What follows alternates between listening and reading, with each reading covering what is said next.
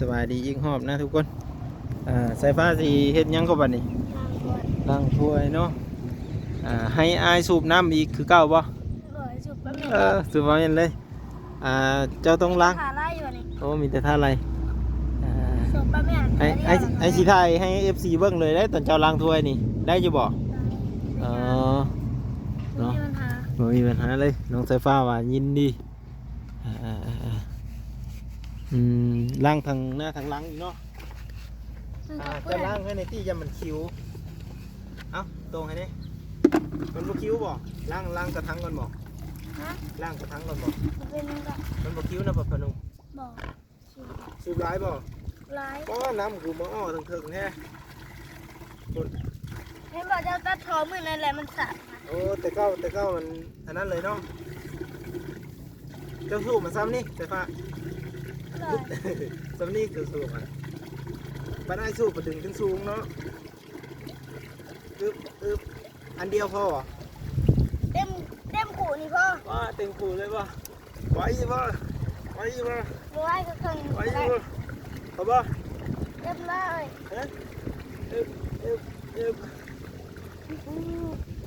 พ่ออะไร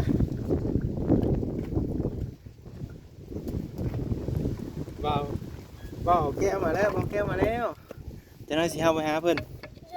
พูดดิลงสายฟ้าล่างถ้วยนะครับทุกคนสุดยอดมากเลยจะได้มาหาอ้ายเพิ่นผมกำลังมา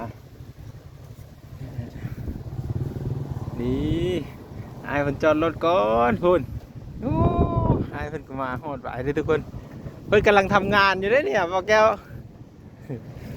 ไปเดี๋ยวหาอ้ายเพิ่นก่อนโดยไม่ก็มาฮอดได้แก้วเลยโอ้ยสบายดีไอ้แก้วกับมาเศร้ากันได้ทุกคนเลยมาแต่เธอก็พละอันว่าไอ้พละอันได้ทุกคนพละอันดงเห็นไก่กันเติบอยู่โดยก็เลยน้องเพิ่นกำลังล้างถ้วยล้างถ้วยบ้านะโดยล้างถ้วยเน้นเพิ่นดุได้ขยันได้ป่าใส่ปลา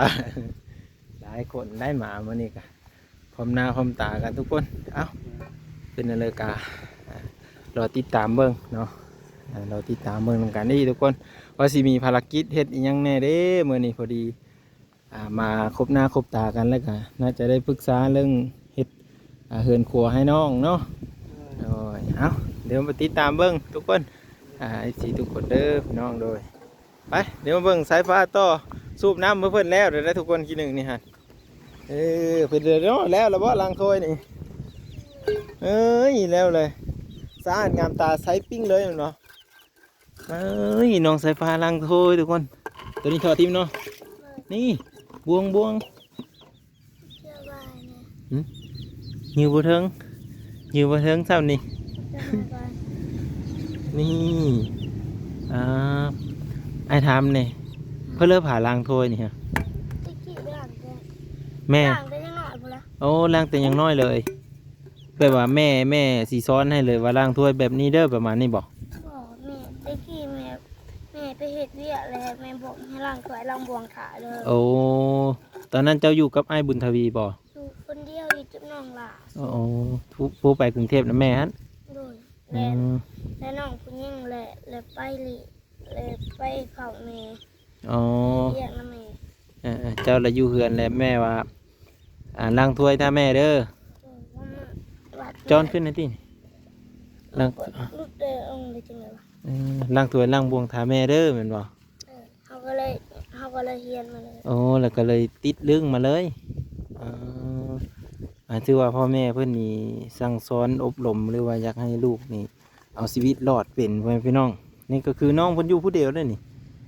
อยู่ผู้เดียวกับว่าจักที่ว่าคันล้างถ้วยล้างชามไปยังต่างๆล้างถ้วยล้างบ่วงซักเครื่องซักของคือเห็นนี่แหละทุกคนน้องเพิ่นกะ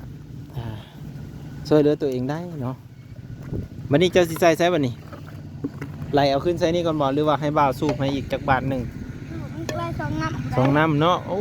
น้องสายฟ้าจักเด้พี่น้องเนาะสองน้ำเพิ่นว่าเดี๋ยวสิสูบไว้ก่อนสักกันว่า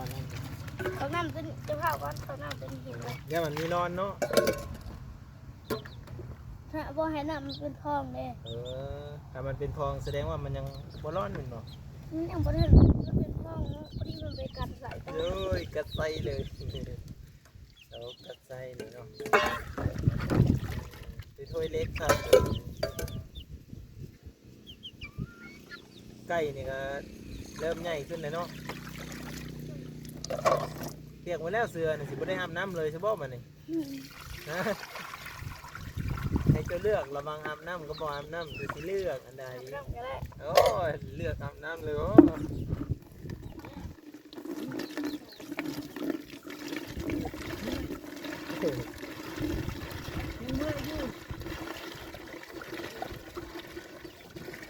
เพราะว่าเนี่ยป้ามันคือจะพืดๆเนาะ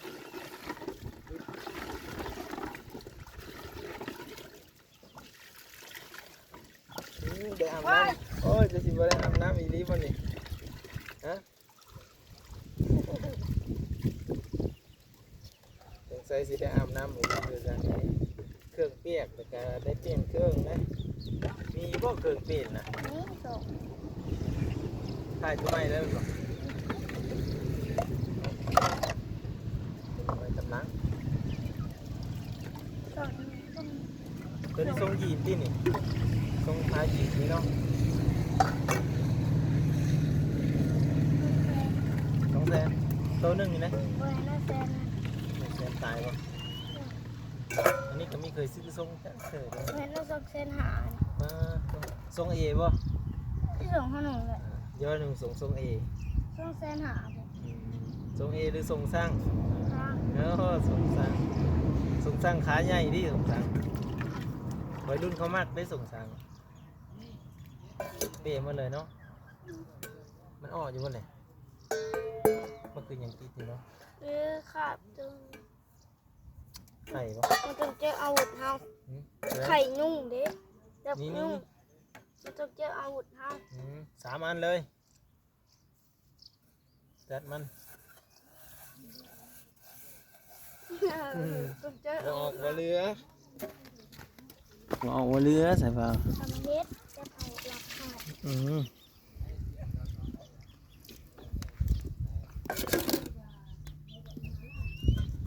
เอาเข้าไปไว้ตู้เลยละวะนี่ฮะ แล้ว เอาแล้วเลยไปเกือบกับมีถือเนาะสำเร็จแล้ววะนี่ แล้ว เออเปะมาแล้วส่งเปะมาแล้ว เครื่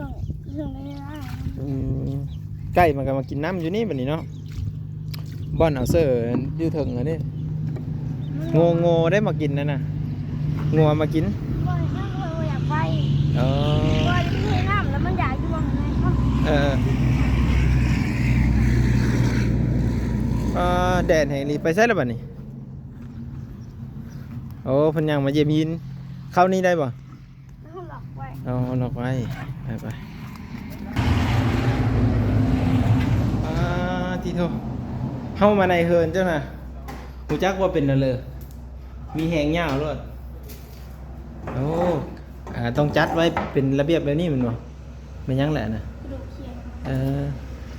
เมื่อนั้นน่ะกินอยู่บ่สินต้นกินอยู่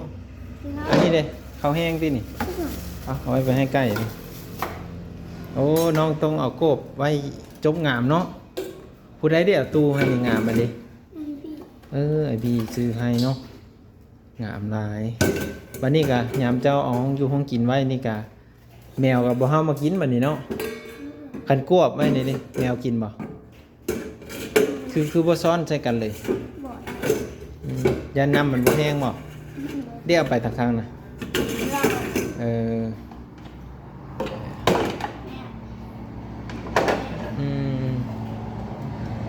เฮ้ยมันสิย่อยใส่เกลือจะได้นี่เอาขึ้นถึงเลยวะโอเค เบิดถั่ว เบิดบ่เรียกเขาหังเก็บเสื้อนี่เขานี่ตัวหลุมเขาจีบ่ก็เลยเขาแห้งเออสำเร็จเนาะวันนี้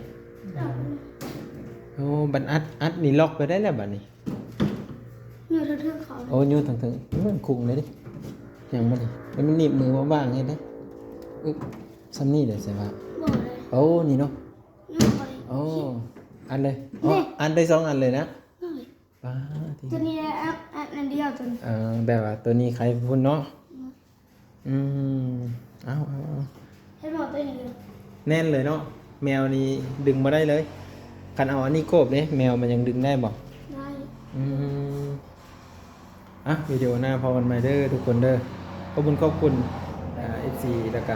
FC สายฟ้าที่มารับชมโอ้ยเครือออกเลยเนาะ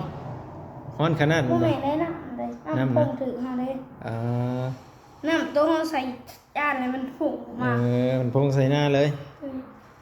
สิบ่ได้เปลี่ยนบ่ทรงนี่เปียกวันนี้เปียกอยู่ พวกไหนก็ เนาะตักษาขอบใจหลายๆทุกคนที่รับชมและติดตามให้น้องเสื้อผ้าพักผ่อนแล้วกันเนาะแดดแห้งนี้ทุกคน สวัสดีบ๊ายบาย บ๊าย ปิดนะ บาย